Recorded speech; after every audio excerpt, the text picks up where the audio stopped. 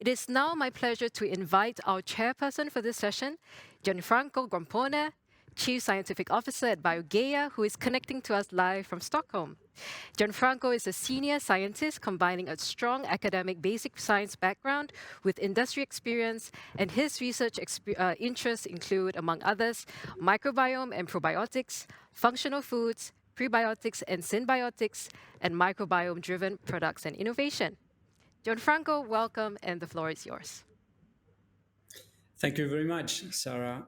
Thank you for the invitation. Thank you for the organizers. And I'm really pleased and really excited about this session. We're going to share today a kind of provocative question about how the microbiomes are interconnected in our body, in the different sides of our body. So in this session, we propose a discussion going from microbial signatures towards physiology, and how far can we go today, and what are the perspectives for these topics in the future. So we're going to talk about ecology, we're going to talk about inflammation, and we'll come back to that during this short introduction. So as you know, we are not humans. We are not anymore the Vitruvian man represented by Leonardo da Vinci, but we should consider our microbial environment, which is within our bodies, but of course as well within the planet and within the whole ecosystems which are surrounding us. So today we are talking about hologenome theory of evolution, and we're talking about holobionts. So we are not only human species, but we are human species which co-evolved much probably with these microbiomes associated to these human species. And this concept of the human microbes symbiosis is an extremely important concept that we will come back to that. So today we're going to focus on how this specific adaptation of the microbiomes and of the different microbes that are colonizing us, how these specific adaptations can tell us a little bit more about, first of all, the crosstalks between these microbes and our organs and our human functioning. And second of all, how these diverse microbial sites could have an impact in, I would say, interconnective play. So before starting talking about the oral microbiome and its potential impact in our systemic health, I would like to submit a poll for the audience, so you know how it works. So you already had the chance to do that. So the question that I'm asking you to answer before we start this session is: to what extent do you estimate the oral microbiome could be related to systemic health? And you have the choices there. And while we're waiting for your answers, I will continue by telling you that the oral microbiome, or at least the oral microbes, it's a long story from the human perspective. It's much longer from the microbial perspective. But actually, I took this picture from Anton van Leeuwenhoek, who was the creator, or at least the improver of the microscope, actually a businessman and a scientist. And very early in the 17th century, he was describing, thanking to the microscope, these what he called the small animals, or the animalcules.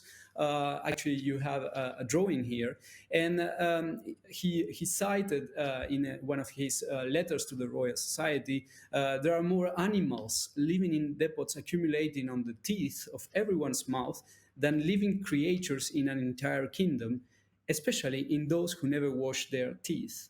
So that's a kind of interesting concept that we're going to revisit today, and then we're going to look at in terms of what do we know now after the whole microbiome science, the whole omics technologies which are available for us today.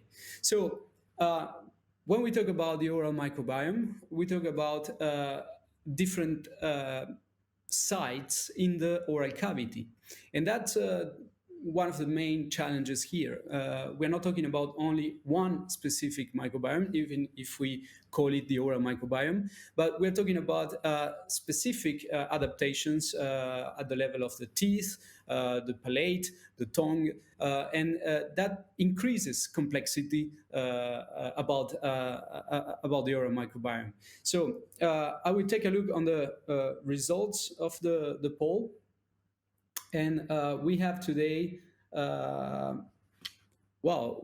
have 37%, almost 40% of you answered that you think the oral microbiome has an impact in systemic health to a large extent. We do have 30%, 33% of the audience thinking that it's still to a moderate extent. And I'm quite impressed because we have 28% of you thinking that it is impacting to a very large extent. So let's go through the session, and we'll see if you move your answers towards large or very large extent at the end of the session. So I was talking about the oral microbiome as quite complex microbiome. First of all, because it's a quite diverse microbial community. It's actually the second most diverse microbial community of the human body after the gut. We can also consider that this is the first part of the gut, which is also a way of seeing the oral microbiome.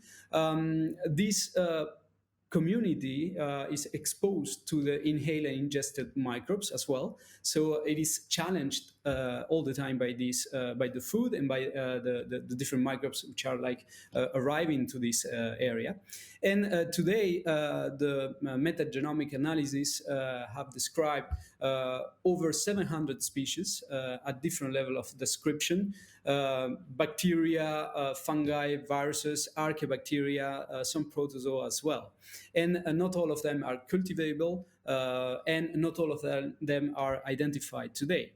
So this concept of, I would say, the first step to reach the gut microbiome in the oral cavity, it's an interesting concept from the ecological aspect of this microbial ecology in the mouth. And there is also one important aspect of the oral microbiome, which is the sampling. Where are we sampling and why? And I will come back to that during this short introduction. So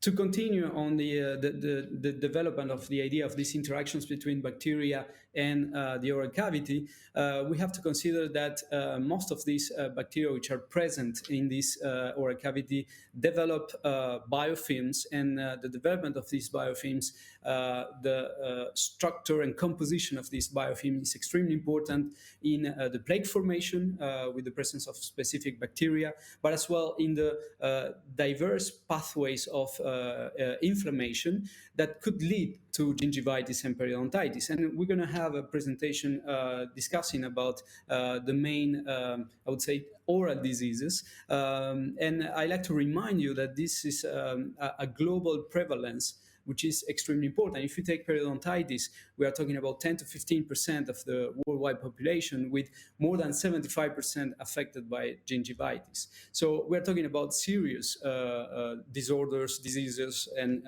health concerns. But the questions are, okay, we are now understanding much more the crosstalks, the molecular crosstalks, the induction of the inflammatory pathways, the microbial ecology of this oral microbiome in the periodontitis, in the caries formation. But what about the potential link of this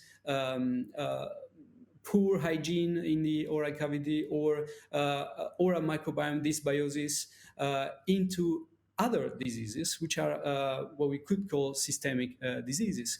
And today we're going to focus on some of them, and we're going to focus on specific questions around diabetes, type 2 diabetes, some specific cancers, and we like to propose a discussion about moving from microbial signatures towards functional impact. One clear example is Fusobacterium nucleatum, which is one of these bacteria bacterial platform, I would say, to the development of this biofilm. It's considered as a pathobiont. So what is the impact on the inflammatory pathways induced in colorectal cancer? Could we talk about the potential translocation of this pathobiont inducing or developing tumor environment much more prone in the gut coming from the mouth? And we're going to discuss about these issues and these problems today. So what we're going to say, we're going to discuss and propose different concepts around this oral to systemic. First of all, we're going to set the stage on the importance of the burden of oral diseases. We're going to, of course, discuss about the role of the probiotics in the oral health. We are talking about ecology, microbial ecology. We're talking about inflammatory pathways. So we know that specific probiotic strains like Lactobacillus reuteri, but other strains as well, could have an effect in the microbial ecology of the oral cavity, but also in the inflammatory pathway. So we're going to dig a little bit more into the mechanisms associated behind that. And the question that we like to address is how the interconnection, how the intermucosal connection between the mouth and the gut, in this example, could induce health or disease. To do that, we do have a certain amount of data and research in the preclinical side. I'm showing you an example of the potential direct oral inflammation inducing gut inflammation, but this is done in mice. And we're going to open up the discussion today about the potential translational challenges that we have today to understand what's going on in the human situation, but as well moving into opportunities for the future. So I have the great pleasure today to have three wonderful speakers who will discuss at different levels these problems that I am mentioning.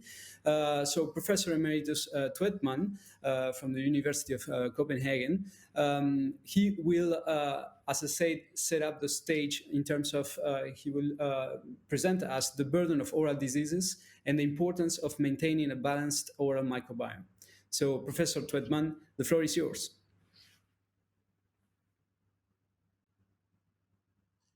Hello, everybody. Nice to see you on the screens. And it's a pleasure for me to set up the setting for the burden of oral diseases and the importance of a balanced oral microbiome. As you probably know, the main oral diseases are dental caries and periodontal diseases and tooth loss. Of course, there are other diseases, and I would like to highlight oral cancer because that is the 8th most common cancer worldwide. And the common thing is that the oral diseases, they are common, they create problems, and they are super expensive. Just to illustrate how common they are, this is the Global Burden of Disease Project. They have ranked the world's most common conditions. And as you see, ranked number 1, untreated caries in permanent teeth, that affects 2.5 billion people on this planet. If you add up untreated caries in primary teeth, ranked number 10, another 600 million, and severe periodontitis, another 700 millions, then you actually come to see that you have around half of the population is on the globe is suffering from oral diseases. And of course, the severe forms, they affect the quality of life. Of course, pain, infection, tooth loss, impaired nutrition, problems to eat. And in children, there are also many cases of delayed growth and development. But there are also other social and psychological effects like anxiety or low confidence in communicating with other people, no smiles, and so on. So it really affects the quality of life, and it's expensive. It's high cost for individuals and the society, and it accounts for up to 10% of the public healthcare spendings. And as an example, in Europe, the oral diseases accounted 93 billion euro last year, and that is far more than for respiratory care or cancer care. The problem is that the oral diseases, they are largely preventable, but very little is happening. And the problem with the diseases and the prevalence of the diseases have barely improved over the last 30 years. So it's really, really important that we try to step up and do things better. For long and traditionally, caries and periodontitis were regarded as transmissible infectious diseases, but they are not. They are today classified as non-communicable diseases, and this is very, very important because they share and have common risk factors with other NCDs in the metabolic syndrome, such as overweight and diabetes and cardiovascular diseases. And we will hear more about this later on today. To understand this, we have to boil back to the fact that biofilms are all over our bodies and they play an important role for health. We all know that. And biofilms are all over the place, all over the body, but in particular the oral microbiome and the gastrointestinal microbiome, they come from the same organ system and they resemble each other in composition and in function. The oral microbiome is really, really diverse, and it contains over 700 different taxa, and all are, probably there are even more, but they are not yet defined or detected. The basic principle, as long as the oral biofilm, the composition of the oral microbiota, is diverse, rich, and balanced in a symbiotic condition, this is associated with health. But when the composition shifts to a dysbiotic condition with reduced diversity, an unstable condition with an overgrowth of certain pathogens, this is associated with disease. On this slide, I have compiled, it's a little kind of oversimplification, but if you have a sugar, an overconsumption of sugar, this creates low pH condition, and this will select a biofilm with abundance of saccharolytic bacteria. That results in caries. On the other hand, if you have a low-grade inflammation that is stressing the biofilm, you will have a selection of proteolytic bacteria, and they will break down tissue and create periodontal pockets and tooth loss.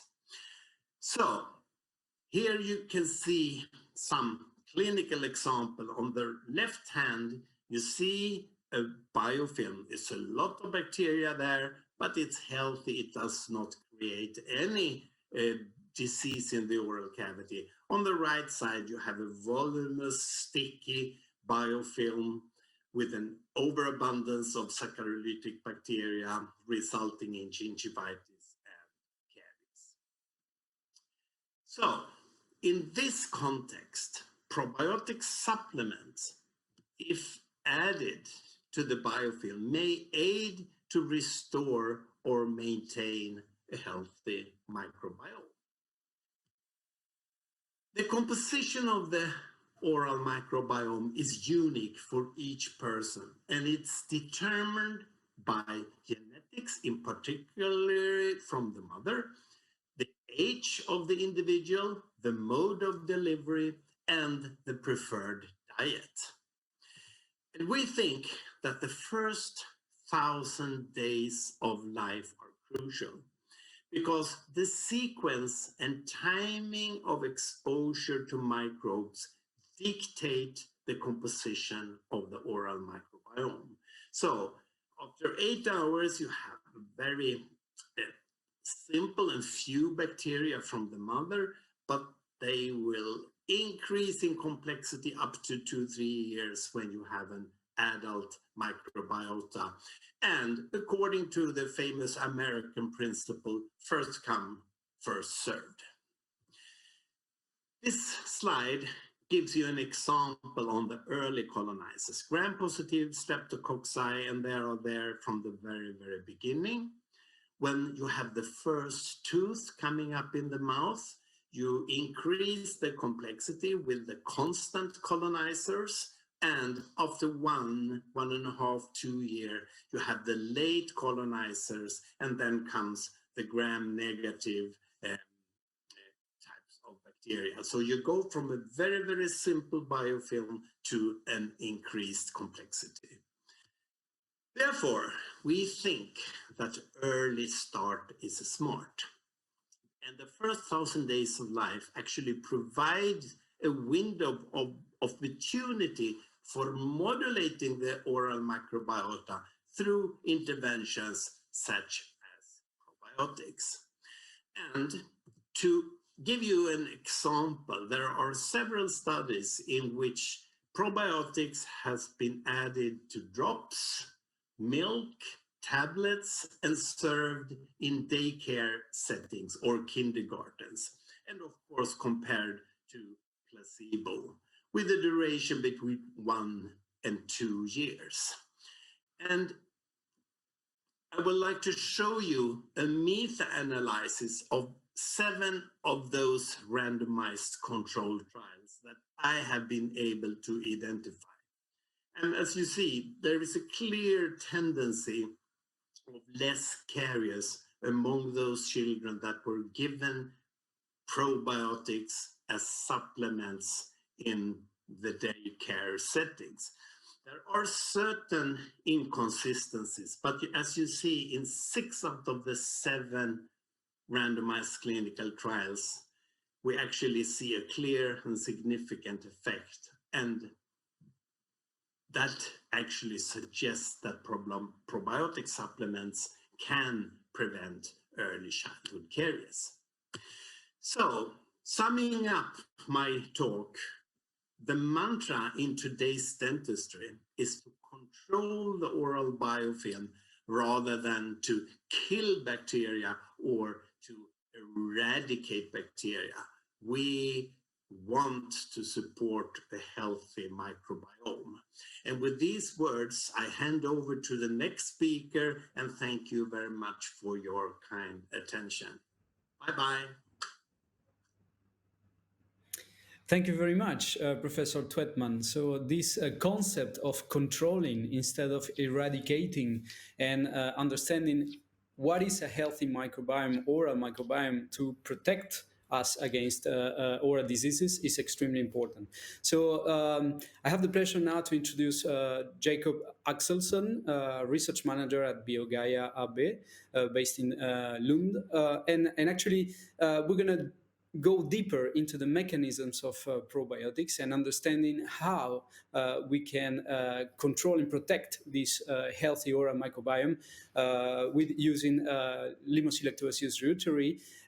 And what Jacob will propose us is a translational journey from clinical observations to preclinical information, mechanistic data, and going back to clinical. So Jacob, please. Hello, my name is Jacob Axelsson. I'm a research manager at BioGaia and I would like to present to you the data surrounding Limosilactobacillus reuteri as an oral probiotic. Throughout the presentation, I will refer to it by its own name, old name, Lactobacillus reuteri. I will discuss three things. I will discuss the discovery of how it came to be that Lactobacillus reuteri started to become an oral probiotic. I will also discuss three main aspects of its characteristics, making it suitable for such use, and also touch briefly on the future developments of an ongoing research. The two main investigated species for oral health use in terms of probiotics are two Lactobacillus reuteri species, the DSM 17938 and the PTA 5289. How these came to be the two main probiotic players in the oral health field is quite an interesting story. It dates back to Japan at the year around 2000. The dental community in Japan at that time had a concern that these yogurts containing lactobacilli could potentially increase the prevalence of caries. Therefore, Professor Nikawa at Hiroshima University started to investigate different yogurts and their impact on Streptococcus mutans growth. Streptococcus mutans is one of the key drivers of caries. He discovered that many of the yogurts did not impact the growth of Streptococcus mutans at all. Some of them increased its growth, and only 2 of the yogurts actually decreased the growth of Streptococcus mutans. These 2 yogurts were produced by the same company, and they were found to contain Lactobacillus reuteri, both of them, and the same strain as well. The ATCC 55730, the mother strain of the strain that I showed on the previous slide, the DSM 17 strain. Furthermore, Professor Nikawa also met a patient in his clinical practice that had excellent oral health, despite her total neglect of oral hygiene. And this triggered his interest in what this could be the cause, of this. He started to make isolates of oral health bacteria from her oral cavity, and discovered one strain were a Lactobacillus reuteri. This strain was deposited and became the other strain that I showed on the previous slide, the PTA 5289. One of the main important characteristics of an oral probiotic is the capability of immunomodulation. Many lactobacilli can cause shifts in the microbiome, generating short-chain fatty acids. These short-chain fatty acids are then capable of affecting the T cells and making a shift towards regulatory T cells. Another mechanism of action is the adenosine pathway. Lactobacillus reuteri is able to convert AMP into adenosine on its surface, and the adenosine binds the adenosine receptors on immune cells, again shifting the T cell population into a more Treg dominant T cell population.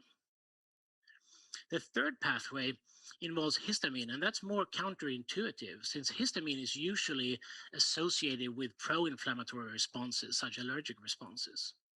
However, Lactobacillus reuteri not only does it produce histamine in large amounts, it also produces inhibitors inhibiting the pro-inflammatory pathways of histamine, while leaving the anti-inflammatory pathways intact, resulting in a net anti-inflammatory response due to histamine.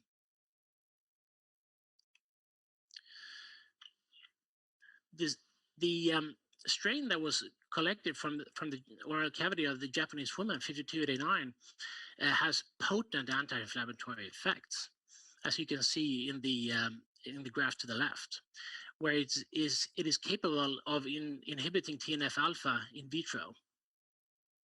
The downstream effects of inflammation, such as bone degeneration in periodontitis, for example, is also possible to modulate by Lactobacillus reuteri administration.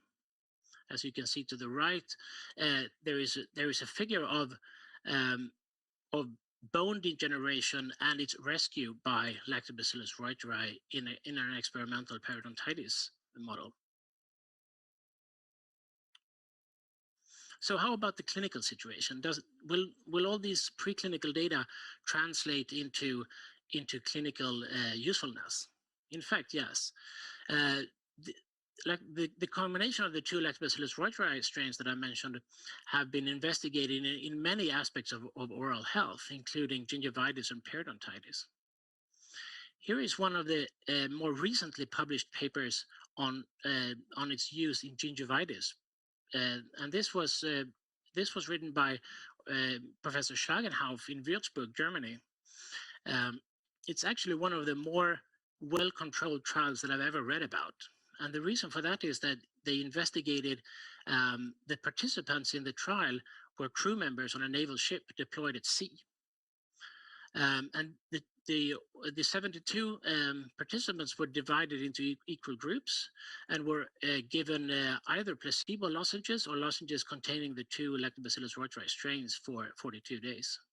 And as you can see in the graph to the right, the placebo group had unaffected gingivitis, as seen here as bleeding on probing, while it was dramatically decreased over the course of 42 days in the Lactobacillus reuteri group.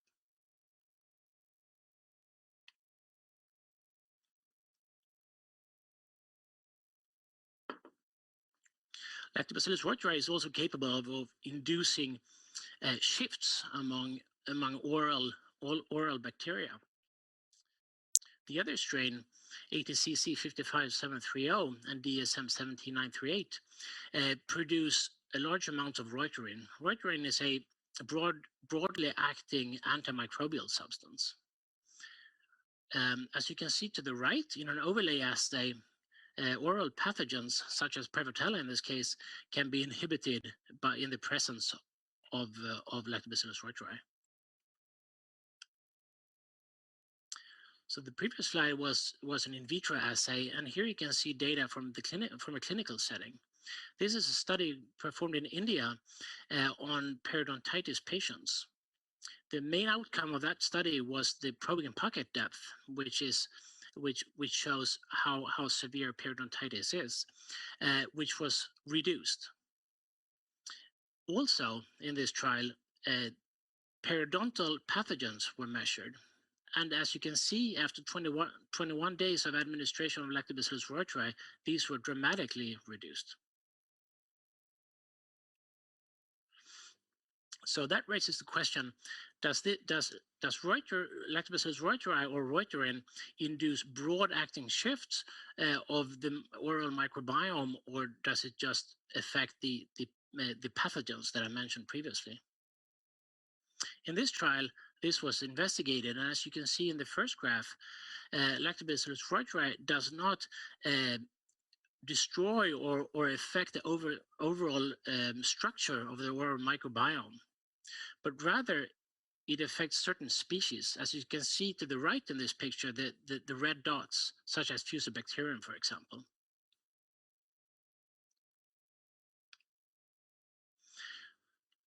So now we've seen that the periodontal pathogens can be affected without affecting the commensal bacteria. But how about the Streptococcus mutans that sparked the interest in Lactobacillus reuteri as an oral probiotic? As you can see in this figure, the administration of Lactobacillus reuteri for 28 days in children with high counts of Streptococcus mutans could reduce these counts to almost half over the course of 28 days. Finally, the last characteristic is the capability of Lactobacillus reuteri to survive and colonize the oral cavity. The PTA 5289 strain, the one isolated from the oral cavity in the Japanese woman that I mentioned earlier, has extraordinary properties of binding to oral mucus. The other strain, the 55730 and the DSM 17938, also is capable of binding to oral mucus, especially when you compare to other lactobacilli, as you can see in the graph to the right. So how about colonization of the oral cavity? Well, here's a trial that was performed in Gothenburg and published recently that showed there is a transient colonization of the oral cavity. So during the administration, you can see that the counts rise from baseline levels up to fairly high amounts. And then they go back again to the baseline levels when the intervention is stopped. Finally, future developments include, for example, the symbiotics, which is a combination of probiotics and prebiotics. Prebiotics could be, for example, substrate that promotes the growth of the probiotics. It can also be a substrate that will modify the effects of the probiotics. For example, Lactobacillus reuteri is capable of breaking down arginine and making it and turning it into ammonia, which raises the pH. One of the risk factors of caries. Or the oral cavity is also the first part of the GI tract. It's also a very accessible part. So using it as a model system for various interventions and investigations is very suitable. Both the modifications of the microbiome as well as the host response, both administration and sampling is very accessible in the oral cavity. Finally, I would like to touch upon the connection between oral health and systemic health. For example, there are several clinical trials ongoing on diabetic patients and the administration of Lactobacillus reuteri on periodontitis for periodontitis. And more on this aspect will be discussed by Professor Turgels in the next presentation. Thank you. Thank you very much, Jacob. Yes, so we had a first presentation on the importance and global burden of the oral diseases, the role of and the importance of keeping a healthy microbiome in the oral cavity. We also look at some of the mechanisms involved in the probiotic as a strategy to improve this oral health. And now we're going to open up the question, the fundamental question of how this interconnection between the oral and the oral health and the systemic health could occur. And I have the great pleasure to introduce Professor Turgels from Belgium, University of Leuven, who will explain us and talk us about the mouth is an integral part of the human body, the oral health systemic health connection. Hello there, I'm happy that you joined me for this lecture. The aim of this lecture is to show to you that although oral health problems are primarily treated by dentists, the mouth is an integral part of the human body and that there is a bidirectional relationship between oral health and systemic health. I'm going to primarily focus on periodontitis as an oral disease. Periodontitis is very common as it is the 6th most prevalent health condition in the world. It mainly originates from an imbalance between the oral microbiome and between the oral microbiome and the local and systemic inflammatory responses. Normally, when the amounts of dental plaque biofilm on teeth are limited, the periodontal gums are also healthy. However, when the amounts increase, gingivitis will develop, which is characterized by bleeding gums. Although gingivitis is reversible when you have a susceptible host or a conductive environment with an outgrowth of pathogens and a loss of so-called beneficial bacteria, periodontitis will develop. Periodontitis is characterized by an increased prevalence of bacteria such as Porphyromonas gingivalis and Fusobacterium nucleatum.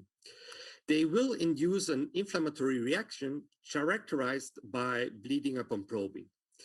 This interplay between bacteria and inflammation will result in an irreversible bone loss around teeth, which leads to tooth mobility and eventually to tooth loss. The degree of periodontitis is evaluated by measuring the distance between the tip of the gingiva and the position of the bone. Once this is more than 6 millimeters, we speak about severe periodontitis. Since many years now, there is plenty of evidence that there is an association between oral health and general health. Most of the evidence is, however, coming from the association between periodontitis and several systemic diseases. This might not be surprising since periodontitis is an infectious and chronic inflammatory disease where the area of inflammation can go up to 25 square centimeters or can be as large as the palm of a hand. Periodontitis has been linked to many systemic diseases such as atherosclerotic cardiovascular disease, diabetes, adverse pregnancy outcomes, respiratory disease, chronic kidney disease, rheumatoid arthritis, and even with erectile dysfunction. There are two main mechanisms described to explain how periodontal disease can contribute to systemic disease. One is described as a systemic bacterial dissemination of oral pathogens, and the other one is obviously systemic inflammation induced by oral inflammation or by periodontitis. There is a very interesting theoretical third hypothesis which suggests that swallowing oral pathogens could lead to a gut dysbiosis with all of its consequences, but I haven't seen very strong evidence for that yet. Systemic bacterial dissemination can be explained by the fact that as a chronic periodontitis progresses, the lining epithelium of periodontal pockets becomes ulcerated and thereby providing a direct entry point for periodontal bacteria into the systemic circulation. The circulating bacteria can then have direct effects on certain organs. For example, periodontal bacteria have been detected in thrombi from patients with acute myocardial infarction, suggesting a possible role in the pathological changes that occur in atheromatosis plaques. Alternatively, the inflammatory response to periodontal bacteria or their byproducts may have indirect systemic effects. It is now well recognized that inflammation itself is involved in the pathogenesis of many chronic illnesses, such as cardiovascular disease, type 2 diabetes, cancer, and rheumatoid arthritis. Passage of host and microbial-derived factors into the bloodstream due to periodontitis could therefore contribute to the pathophysiology of other diseases by leading to endothelial dysfunction, by driving changes to hematopoiesis, by promoting the activation of T cells capable of trafficking to other mucosal barriers, by changing the circulating immunomodulatory microbial-derived metabolites, or by causing innate immune cell training. Recently, more and more evidence shows that the polymicrobial signature of the oral microbiome is significantly related to cancers, including colorectal carcinoma, head and neck squamous cell carcinomas, lung cancer, and pancreatic cancer. Several mechanisms have linked the oral microbiome to carcinogenesis. One is the impairment of the barrier function. Bacteria-induced impairment of the epithelial barrier function increases the exposure of immune cells to bacterial endotoxins and antigens and future leads to cancer progression. Two is the synthesis of carcinogenic metabolites and bacterial toxins, which can further induce DNA damage and trigger oncogenesis. Three is the induction of inflammation. Reactive oxygen species and cytokines produced by inflammatory cells are believed to contribute to the initiation of cancer by inducing mutations, genomic instability, and epigenetic alterations. And four is the activation of cell proliferation. Fat A of Fusobacterium nucleatum binds to a cathedrin on colorectal carcinoma cells and activates beta-catenin, signaling and subsequently enhancing colorectal carcinoma cell proliferation.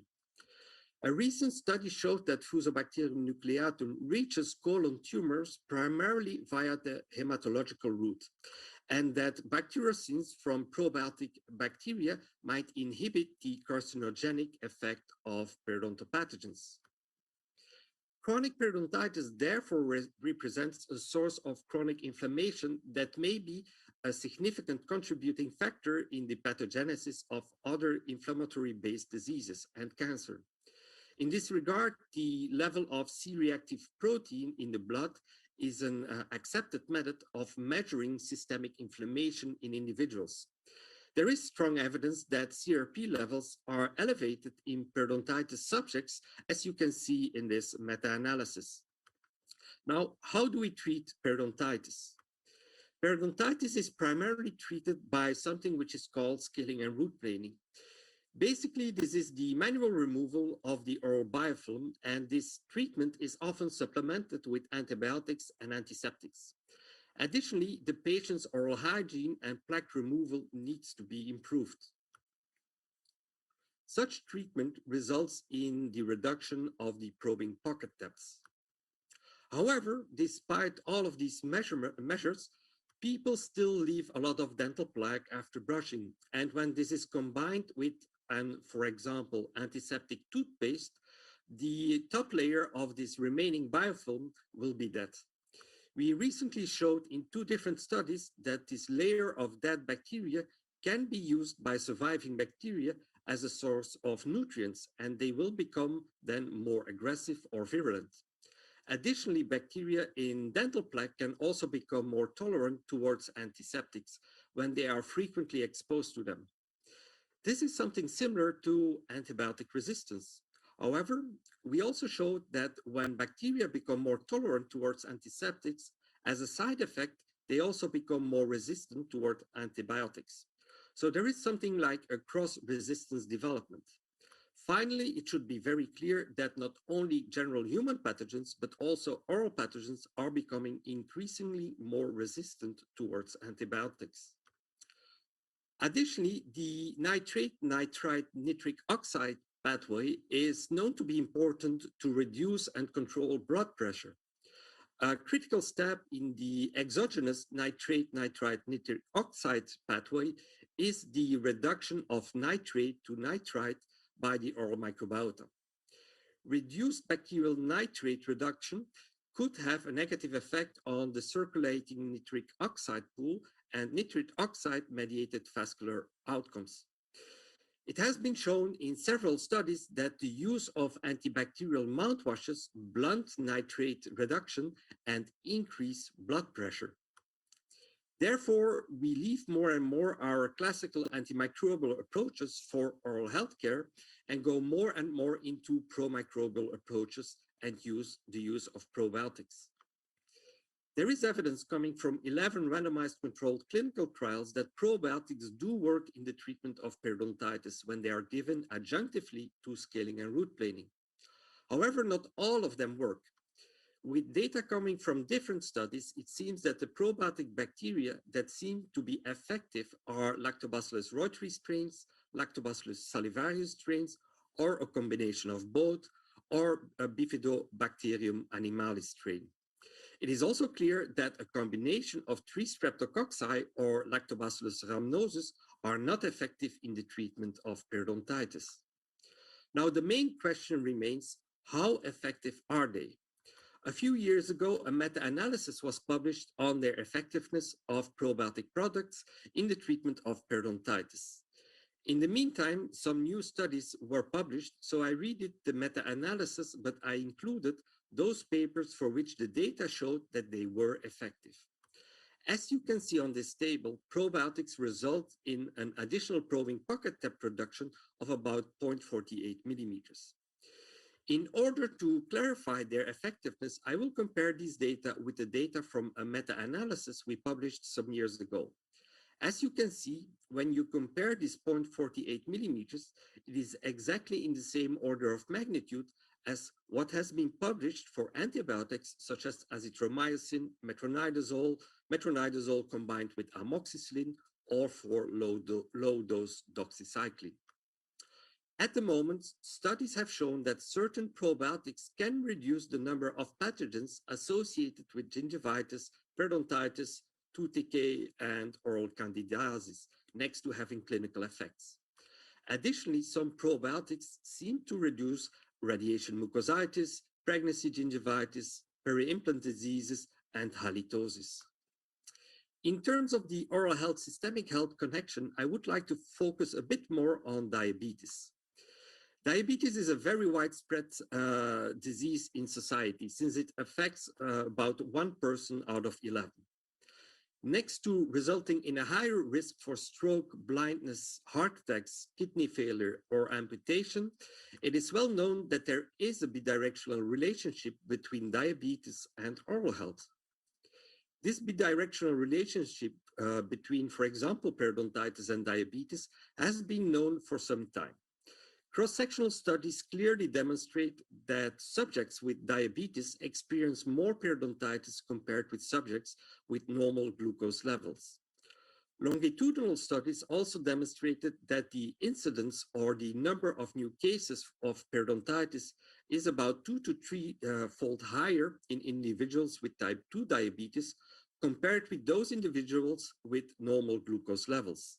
Similarly, the progression of periodontitis and the rate of tooth loss is significantly higher among patients with diabetes and poor glycemic control compared with those with diabetes and good glycemic control, and also with non-diabetics, obviously.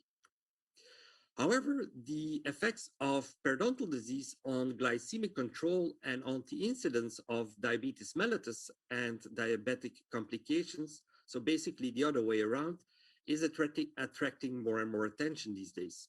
There is strong evidence that diabetic subjects with periodontitis experience more severe diabetic complications than those with little or no periodontitis. Moreover, subjects with diabetes and periodontitis show a higher mortality rate both for cardiovascular death and for all-cause mortality. 9 systematic reviews evaluating the reduction in glycated hemoglobin at 3 to 4 months after periodontal treatment showed a reduction in glycated hemoglobin ranging from 0.27% to about 1%. There was also a reduction in fasting plasma glucose of about 9 milligrams per deciliter, which was consistent with the reduction in glycated hemoglobin. Such a reduction in hyperglycemia, if prolonged, could reduce diabetic complications and improve the quality of life of these patients. In a recent study on diabetic patients with gingivitis, it has been shown that the addition of probiotics to oral health care reduced the amount of oral biofilm with about 54% and consequently reduced the amount of inflammation with about 55%. But probiotics can also have an influence on diabetes. In a recent meta-analysis, it was shown that the use of probiotics is associated with a decrease in the amount of glycated hemoglobin, a decrease in blood glucose levels, and an increase in blood insulin levels. These changes were in the order of magnitude of what is reached with adding a second medication next to metformin. So we know that certain probiotics can influence the oral health in diabetics, and we also know that certain probiotics can influence diabetes as such. However, future trials should identify that if probiotics influence oral health, that they will also influence the diabetic state or vice versa, obviously. So it seems that there is a clear bidirectional oral health systemic health connection. Now, we have to be very careful with the relationship between oral health and systemic health, since most of these studies show an association and are not designed to show causation. These are two completely different things. Association means that a specified health outcome, for instance, cancer, is more likely in people with a particular exposure, for instance, periodontitis.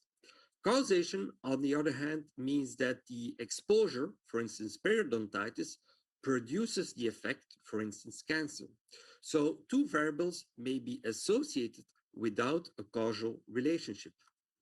So to conclude, the field of oral health, systemic health, is highly dynamic, with new disease associations appearing in a rapid succession as a consequence of the exponential increase in publications. There is a biological plausibility for the effect of oral diseases on systemic diseases. However, when it comes down to causality, there is often a lack of clear and convincing clinical trials demonstrating a significant effect of prevention or of treatment of oral diseases on most of these systemic diseases. This may, however, be different in diabetes, where the evidence from interventional studies is beginning to accumulate. So oral health might be much more than just saving teeth. It might be about saving lives. So love your dentist, try to love me a little bit, and I thank you very much for being present on this webinar.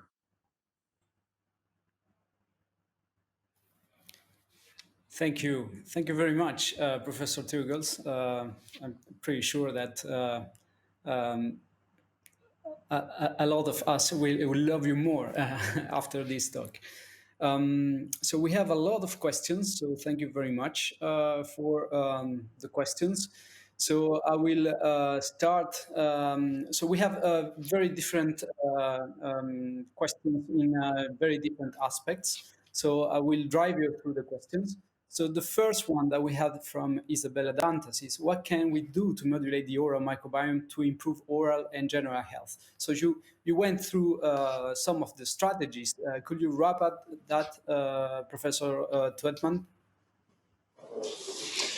Yeah, thank you very much. It's a very, very relevant question. I mean, there are three main pillars how to maintain a healthy oral microbiome and prevent dysbiosis. Number one is, of course, regular disruption of the oral microbiome. It needs to be disrupted regularly, which means oral cleaning, toothbrushing 2 times a day. Number two is to reduce the intake of sugar, because that is the main driver of a caries-associated dysbiosis. And number three is to expose the microbiome on a daily basis with fluoride, because fluoride plays an important role in stabilizing the oral microbiome and also lowering the metabolic activity. So these three pillars are the most important. Then you can add on stop smoking, you can add on eating a lot of fermented foods, taking pre-probiotics. But the three main, those are the ones that we should reduce: sugar, daily mechanical disruption, and daily fluoride exposure. Thank you, very clear. And that's also answering another question we had, quite provocative, which was, are you suggesting that brushing the teeth and mouthwash is generally bad and may have a negative effect on the microbiome, leading to inflammation and downstream problems like cancer? So with your answer, you also answered this question. So thank you, Professor Twetman. Dr. Axelsson, Jacob, I have a question on the duration of the probiotic effect. It's a question coming from Niels Kroer. Will administration of probiotics bacteria have long-lasting or only transient effects? In other words, do we need to have a continuous administration of probiotics? That's a somewhat of a tricky question to answer. Actually, we know that the adherence in the oral cavity is quite transient, and also the presence is quite transient. However, the effects can be quite long lasting, and we've seen effects up to 180 days. However, most of the studies are only up to about 3 months in study time. So it can be quite long lasting, the effects. Yes. Thank you. Professor Turgels, I have a question from Carolina Robertson. What are your thoughts on formulation and efficient long-term mode of delivery of probiotics aimed to restoring or sustaining biosis in oral biofilms in adults? It's again an excellent question.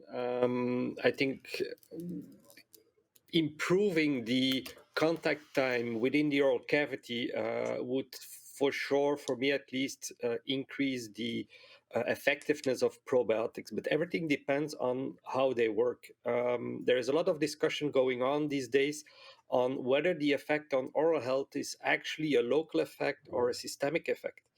And if the effect would be systemic, then the local contact time might not be so important than when it's truly a local effect.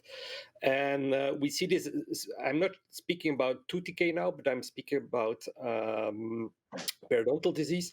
There are at least 2 animal studies that show that the effect of the probiotics on reducing bone loss in experimental periodontitis is exactly the same when you give the probiotics into the oral cavity of the animals or when you give the probiotics in a gavage system, so directly into the stomach without passing through the oral cavity. The beneficial effects are exactly the same.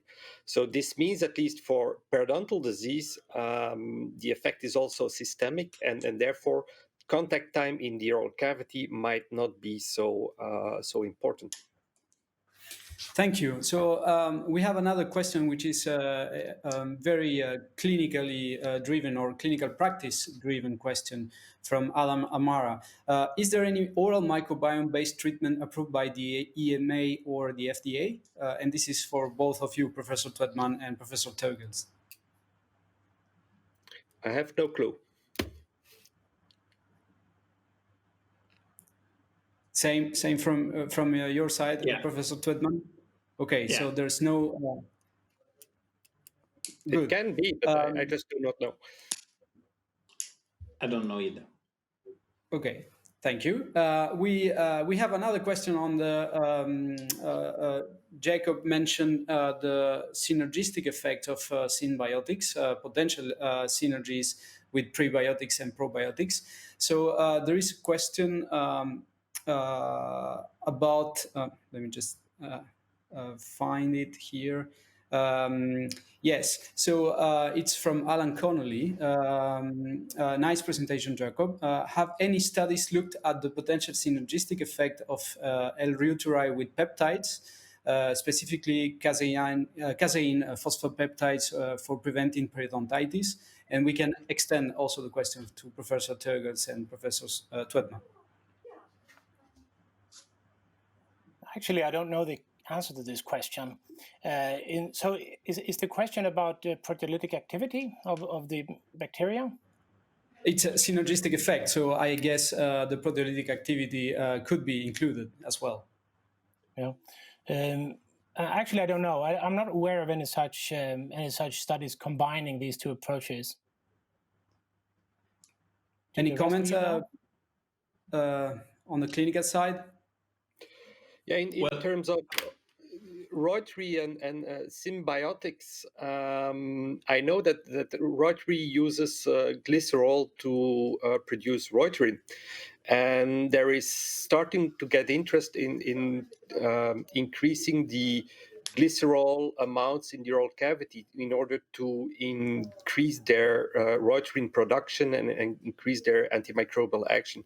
This has been shown, has been published in at least in vitro, but I'm not aware of any in vivo study that showed this. But for me, this smells like a symbiotic interaction. And Professor Twedman, are there any indications that current mainstream toothpaste could be the root cause of causing antimicrobial resistance-like situations in oral cavity? Well, to what I know, I mean, there are very, very few. The most toothpastes are pretty straightforward, and they contain fluoride and some other kind, mild detergents, etc. There are no evidence from the literature that the normal use of toothpaste, those that are available as cosmetic products, would actually have a major impact on the oral microbiome. However, if you are using combinations like antiseptic mouthwashes or chlorhexidine containing products over a time, then I agree with Professor Teugels that actually can cause harm to the stability of the oral microbiome. If I also may add to the previous question, because I think that adding glycerol and also adding arginine to oral health products could be helpful to enhance a symbiotic effect. On the other hand, it has also been people warning that lactobacilli is involved in caries development, and therefore you should be a little bit cautious to use lactobacilli-derived probiotic because that could theoretically increase the risk for caries.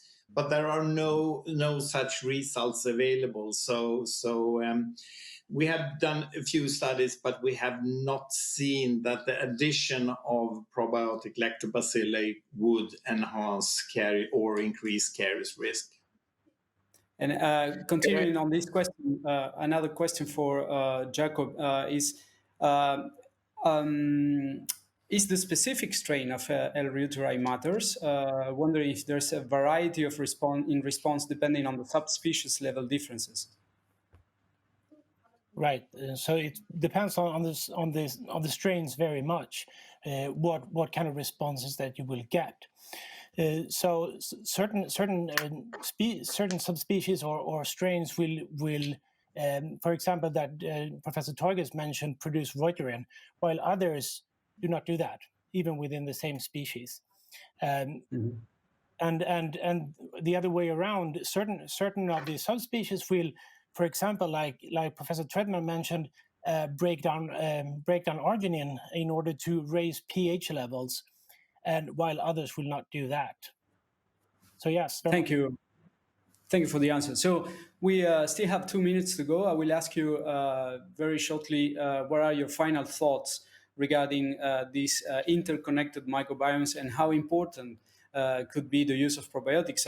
We had another question about, do you see yourself putting probiotics in the toothpaste in the future? So what are your thoughts about preventing these oral to systemic diseases in the future?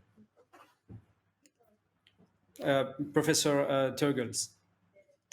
Yeah, I'm a big believer. Many years ago, in an interview, they asked me, how do you see the future? And I answered there that I envision that dentists will become architects of the oral microbiome. And whether this is with probiotics, prebiotics, or other techniques, that doesn't matter for me, but at least we know we have a microbiome which is extremely diverse, as you mentioned yourself, which is flexible, which can be modulated, and I think this is the future in prevention and treatment of patients, and not just killing or being afraid of that plaque biofilm, that microbiome that is in the oral cavity, but because it has a lot of protective potential. Yeah, and I would say that it's very, very simple with few words. The mouth is a part of the body. I mean, it's totally integrated, not in the healthcare systems, but biologically. And I am sure that there we will see many development how to use new and effective technologies to maintain oral health with aid of not just probiotic bacteria, but also other. Health by nature is the future. Thank you very much. So with this nice concept, I would like to thank you all for these wonderful talks, for the clarity in your presentations, and for open up new routes for research in the area of beneficial microbes in the oral cavity and the potential impact in our global health. So I will now hand over to Sarah. Thank you so much, Gianfranco, for chairing this really interesting session. Thank you to our speakers as well, Svante, Jakob, and Wim.